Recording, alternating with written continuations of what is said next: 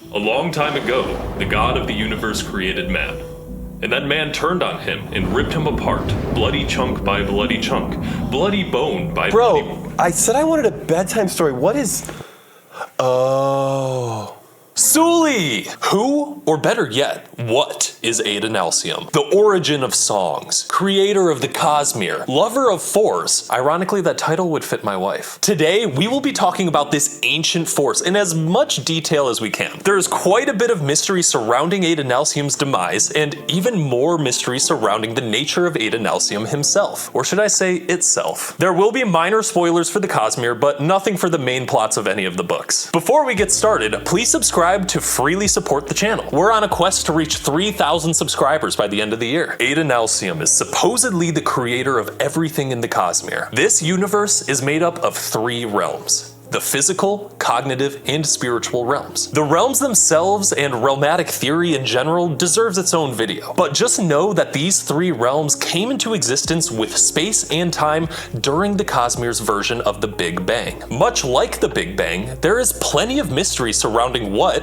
if anything, came before the Bang, though it is presumed that Adonalsium had a hand in this. From there, it's assumed that he began to create all of the worlds, life, and magics. The god would create humans, dragons, and other life forms like Shodel on Yolen, one of the planets. The physical nature of Ado is still a mystery, and even top Cosmere scholars like Chris can only speculate from Mistborn secret history. Anyway, there was a god, Adonalsium. I don't know if it was a force or a being, though I suspect the latter. Chris notably uses the pronoun it when referring to Ado, and she is not the only one to do so. Neekly refers to Adonalsium as an it, and Maraise does as well, though he also suggests the masculine pronoun he. Additionally, Twin Soul uses the pronoun he, and a female singer even refers to the entity as they. You might think this is just a lazy mistake on Brandon's end, but no, the ambiguity is very intentional. We need only to look at how Brandon Sanderson himself answers questions related to Adonalsium's nature. This is actually a great time to bring up the problems with attempting to define exactly what Adonalsium is. Brandon shoots down almost every question he is asked about Ado, leaving us readers to put together the pieces ourselves. We know just as little as the greatest scholars within the universe itself. Let's put a pin in this conversation for now, because it's difficult to get into the nuances of Adonalsium's nature without first discussing his death. Over 10,000 years before the main events of the Stormlight Archive, a group of humans on the planet Yolen decided it was time to destroy their god. Chris gives us this insight into the event. 16 people, together, killed Adonalsium, ripping it apart and dividing its essence between them, becoming the first who ascended. There were, of course, other people that were present at this event. Hoid, the enigmatic character who shows up in every book, and Frost, an influential dragon who would eventually become a non-interventionist upon the aftermath of the Shattering. Why did these people do this? Well, Chris goes on saying this: some wished for the power. Others saw killing Adonalsium as the only good option left to them. Together, they murdered a deity and became divine themselves. We do get a little more insight into the motivations of one of these perpetrators. Edgley, the vessel of endowment, wrote this in a letter to Hoid: I have stayed upon my land, bringing blessings to the people of Nalthis, gifting them the power of gods, as I was so long denied. I do not repeat the mistakes of the past. It is clear that at least one of the murderers was upset about a power imbalance.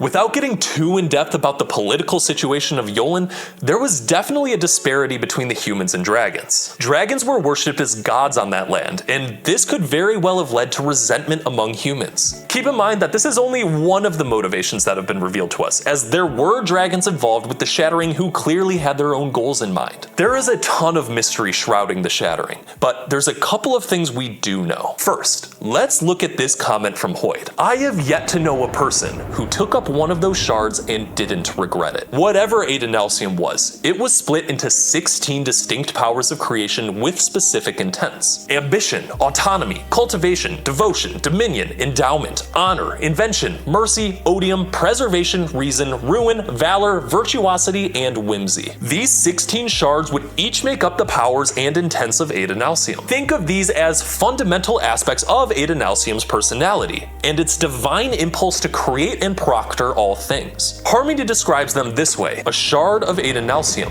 a dangerous force for manipulating the very nature and reality of existence. Immediately after destroying their creator, these 16 beings would now have access to infinite power. The only catch is that they would be limited to the restraints of their power's intent. This is put well by the Stormfather in Oathbringer. The power of ancient Adonalsium is a force like pressure, gravitation, or the movement of time. These powers are very difficult to control when trying to do anything against its intent. It's like trying to swim against the harsh waves of an ocean. Another problem that these vessels faced was that the intent of the shards were now divorced from each other. Tanavast, bearer of the shard honor, realizes this in his diary. In that moment, I understood the depths of our stupidity, for in shattering Adonalsium, we had removed the divine sense of love and compassion from the other shards. That one had gone to Aeona, among the best of us. Aeona became the vessel of devotion and was almost immediately destroyed by Odium after the shattering. Even with the shard's regrets and limitations, they would still have access to the power of Adonalsium. Some of these powers are described by Honor. I, God, held the power of Adonalsium. I could see into the future, could think along multiple lines at once, could appear wherever I wished. These shards would also be able to create planets and life, like Ruin and Preservation creating Scadrial and humans. I want you to keep in mind that everything in the Cosmere was created by Adonalsium, and the 16 shards are all portions of Adonalsium's power. Now, it might be tempting to make a pantheistic conclusion that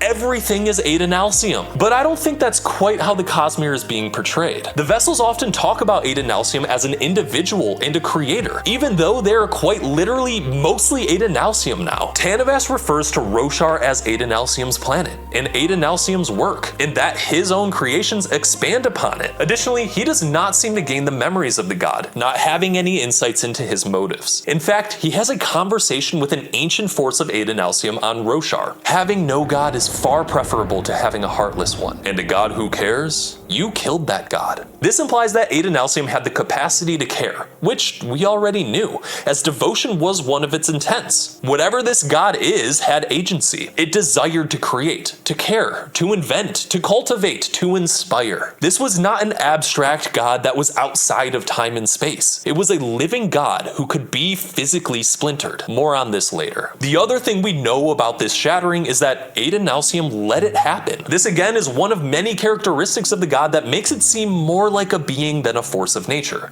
But again, this is highly debated both in and out of fiction. We learn this from Tanavast's diary. A clash of gods could be a terrible, terrible thing. In that moment, I learned something incredible. I knew why Adonalsium, at the end, had not fought us. Honor is referring to the destruction caused by two shards clashing. The most destructive example of this was when Odium fought with Ambition, and we have a video about that here. The important takeaway here, though, is that Adonalsium decided that letting himself die was a better idea than fighting back. Why exactly did he think this? Well, we're just not certain. We know he could see the permutations of the future, as this is one of the powers of Adonalsium. Maybe it was the destruction that would be created by fighting back. Maybe it was regret for failing his creation. Maybe it is all part of a grand plan to save the Cosmere as a whole from a threat they don't know exists. So, we know that Adonalsium is a kind of creator god, but the exact nature of that is still quite ambiguous. If I'm being honest, I'm not sure if we'll ever have this fully explained, and I think that's okay. I'm going to share my thoughts about this, and they're absolutely not original. In 2018, Billy Todd asks Brandon if Adonalsium maps closely to the idea of a demiurge. Now, I know there's a lot of different philosophical and religious ideas about the demiurge, but here's the general idea. There was a capital C creator who created all of the material world and the demiurge. Then, the demiurge created all of the observable universe with the pre-existing materials and then governed over it. Brandon then confirms that this idea does match Adonalsium pretty well, and I find this interesting for a couple of reasons. First, it shows that Adonalsium is really not this force that makes up everything in the Cosmere. It appears that Adonalsium and the realms appeared at the same time. Well, that depends on if they're both infinite or maybe not. Regardless, this view imagines Adonalsium being created by something even greater, something that is beyond the creator of the Cosmere, the god beyond.